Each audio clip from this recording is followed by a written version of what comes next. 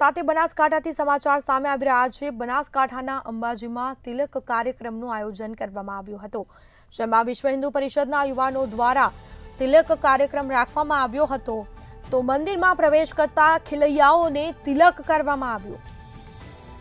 આ સાથે જ વીએચપીના યુવાનો મોટી સંખ્યામાં હાજર જોવા મળ્યા હતા। મંદિરમાં પ્રવેશ કરતા ખેલૈયાઓને કુમકુમનું તિલક કરવામાં આવ્યું હતું। ગરબા રમવા આવેલા ખેલૈયાઓને તિલક કરાવ્યું હતું।